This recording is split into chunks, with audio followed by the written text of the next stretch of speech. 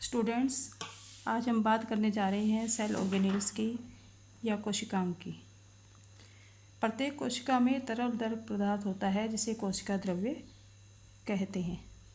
बीच में आपको जो ये छोटे डॉट्स के रूप में जो दिखाई दे रहा है तरल द्रव पदार्थ, वो क्या है? कोशिका द्रव्य, जो कि प्लाज्मा झिल्ली और केंद्रक के मध्य में पाया जाता है। कोशिका द्रव्य में कोशिका के अंगक उपस्थित होते हैं। विभिन्न प्रकार की उपापचयी क्रियाओं को अलग अलग रखने के लिए कोशिकाएं झिल्ली युक्त संरचनाओं का उपयोग करती है, जिन्हें हम कोशिका अंगक कहते हैं। तो बहुत सारे कोशिका अंगक आपको यहाँ दिखाई दे रहे हैं, जिनमें मुख्य कोशिका अंगक है अंतर्द्रवी जालिका, माइटोकॉन्ड्रिया,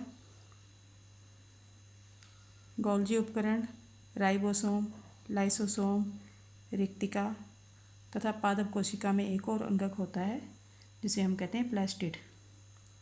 तो इन सभी के बारे में एक एक करके हम डिटेल में पढ़ेंगे। तो सबसे पहले हमारा जो मुख्य अंगक है वो कौन सा है?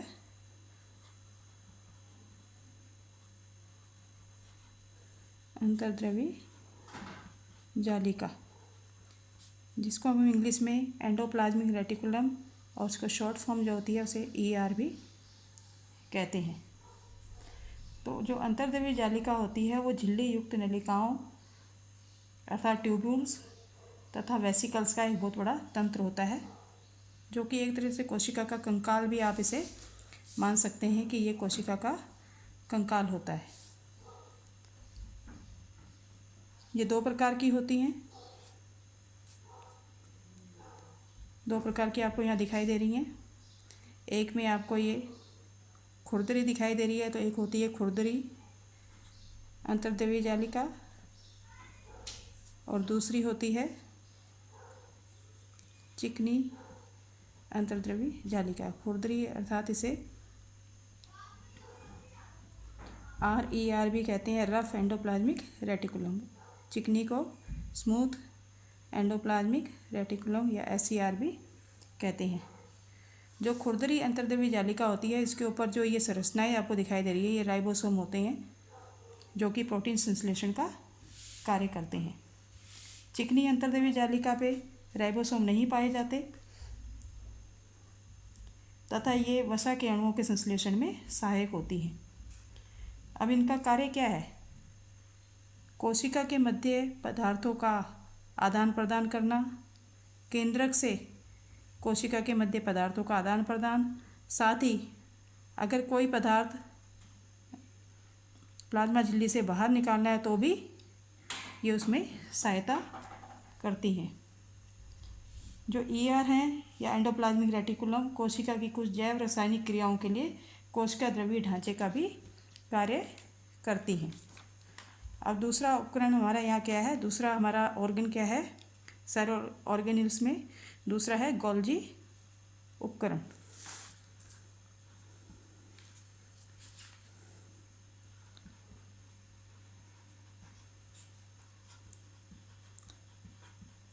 कैमिलो गोल्जी वैज्ञानिक थे, उन्होंने इसकी खोज की थी, इसके बारे में बताया था गोल्जी उपकरण के बारे में। तो ये भी झिल्ली युक्त चपटी वेसिकल्स का एक तंत्र होता है और इन वेसिकल्स को हम सिस्टर्नी कहते हैं। इस तरह की आपको संरचनाएं दिखाई दे रही हैं।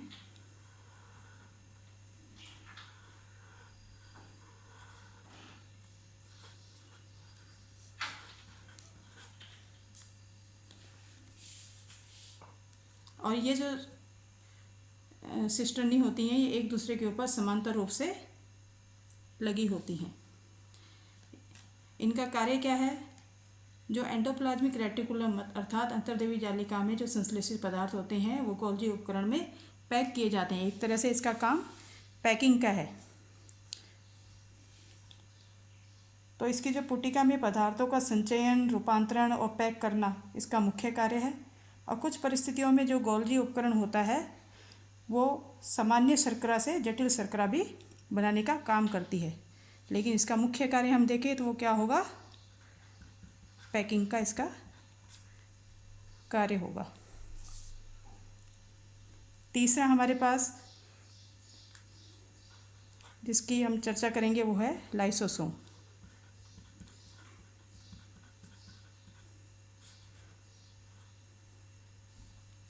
ये संरचनाएं आपको दिखाई दे रही हैं कोशिका में, इन्हें हम कहते हैं लाइसोसोम। तो लाइसोसोम भी झिल्ली से घिरी हुई संरचना होती है जिसमें पाचक एंजाइम्स इसमें पाए जाते हैं। पाचक एंजाइम्स इसमें होते हैं, डाइजेस्टिव एंजाइम्स इसमें होते हैं। अब ये एंजाइम का क्या कार्य होता है? ये कोशिका अंगों के टूटे फूटे भागों को पाचित करके कोशिका को साफ करने में मदद करते हैं। ये पाचन एंजाइम जो होते हैं जटिल पदार्थों को सरल पदार्थों में बदलने का कार्य करते हैं।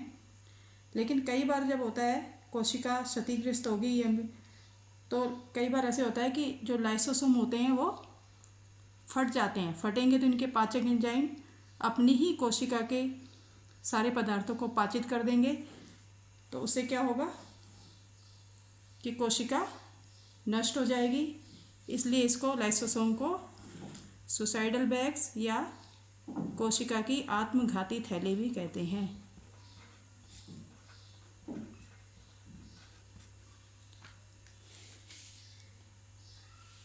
अगला हमारा महत्वपूर्ण कोशिका जो अंगक है वो है माइटोकॉन्ड्रिया।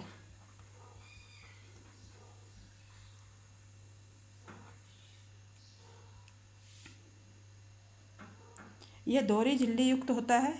यहाँ पे आप देख रहे हैं माइटोकॉन्ड्रिया की स्ट्रक्चर। दोहरी झिल्ली युक्त अंगक होता है, कुछ इस तरह की इसकी स्ट्रक्चर होती है।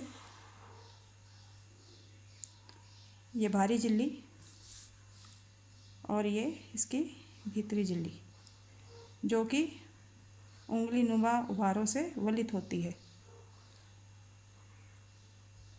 मतलब अंदर की झिल्ली होती है, उसमें उभार होते हैं जो कि जैसी हमारी उंगलियां होती हैं उसी टाइप के वो उभार होते हैं।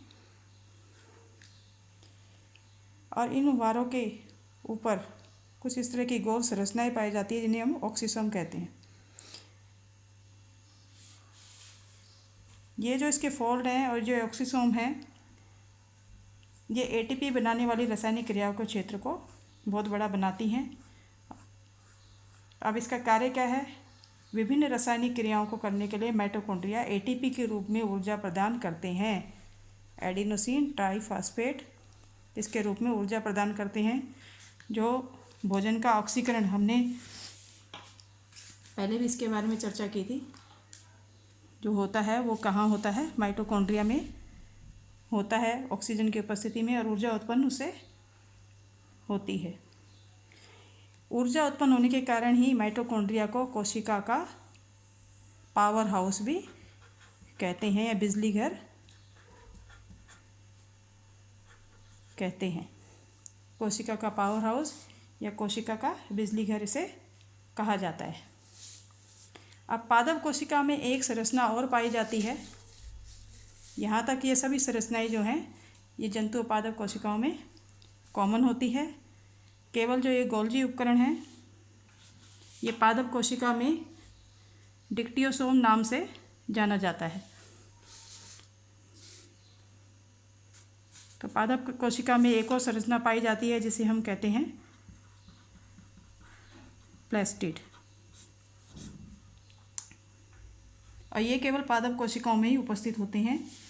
दो प्रकार के होते हैं ये, क्रोमोप्लास्ट और ल्यूकोप्लास्ट। क्रोमोप्लास्ट और ल्यूकोप्लास्ट।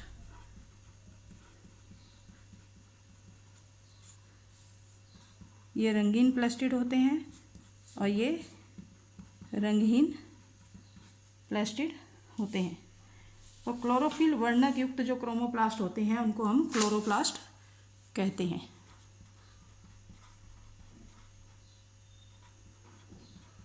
जिनमें क्लोरोफिल वर्णक होता है हरे रंग का, उसे हम क्या कहते हैं? क्लोरोप्लास्ट कहते हैं। यह भी दोहरी झिल्ली युक्त अंगक होता है, जैसे माइटोकॉन्ड्रिया होता है कुछ उसी प्रकार का ये अंगक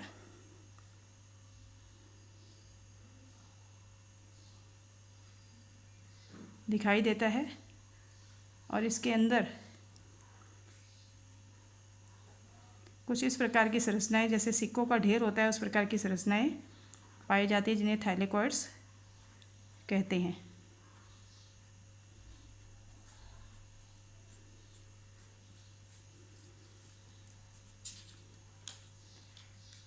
अब एक चीज़ और आपको बताना चाहूँगी कि माइटोकॉन्ड्रिया में इसका अपना डीएनए होता है और अपने राइबोसोम होते हैं।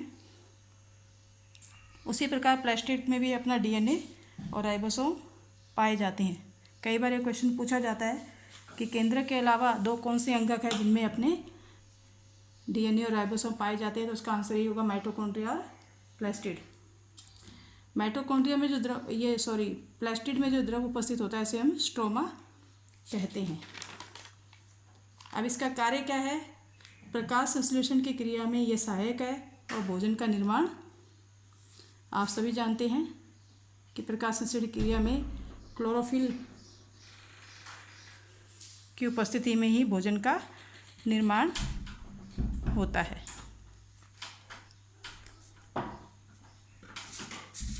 अगला जो हमारा अंगक है वो है रिक्तिका या रसधनी।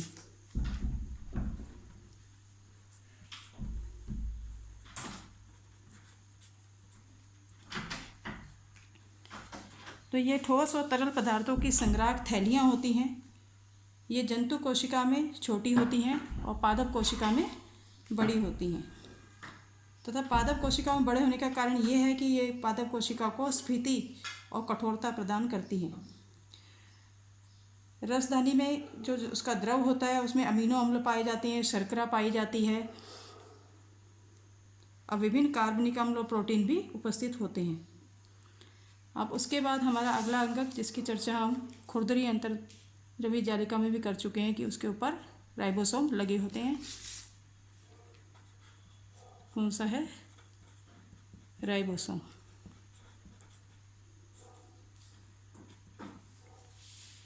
इसे कोशिका की प्रोटीन फैक्ट्री भी कहा जाता है, क्योंकि ये प्रोटीन संश्लेषण का कार्य करते हैं। इनका क्या कार्य होता है? प्रोटीन संश्लेषण का कार्य होता है, इसलिए इनको कोशिका की प्रोटीन फैक्ट्री भी कहा जाता है। इस प्रकार से ये कोशिका के मुख्य कोशिकांग हैं।